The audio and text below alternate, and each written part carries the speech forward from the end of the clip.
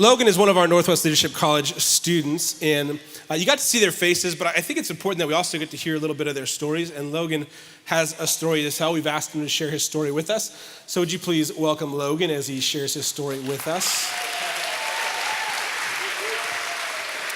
Hello, like David said, my name is Logan, and I grew up in a Christian home, but growing up I always hated going to church.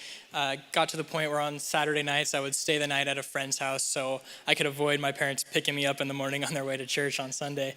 And this went on for a while. It was just a battle every week, and eventually my whole family just kind of quit going to church.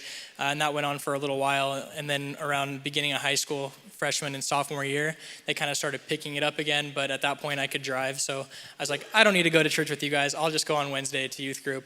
But I could drive, like I said, so a lot of times I would just go hang out with friends or do whatever. I even took Wednesday night shifts at work to have an excuse to not be at youth group.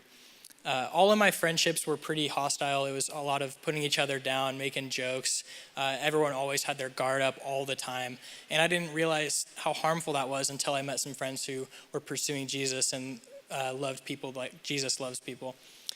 So around my junior year, I met two friends, Michael Henry and Whitney Morrow, and they showed me the love of Jesus in a way that I had never experienced it before, and it really changed my life.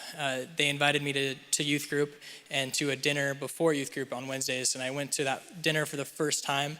I met my girlfriend at that dinner, and that week I never missed again after that, and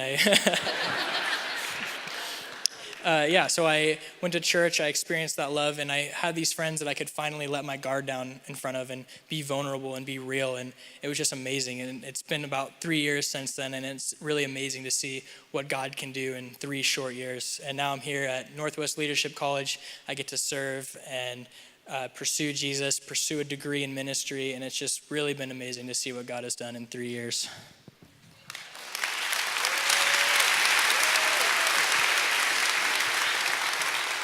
So you get the girl, you get the degree, you get Jesus. It's a decent life for you. Can you promise these results for everybody? I can pretty much guarantee them. Okay, yeah. They even gave me the denim jacket, so it's That's official. okay. You're part of you got the uniform. Yeah. So you mentioned that a couple of your friends who were following Jesus wanted to invite you into their friendship, invite you to their house, you got to have dinner with them. Yeah.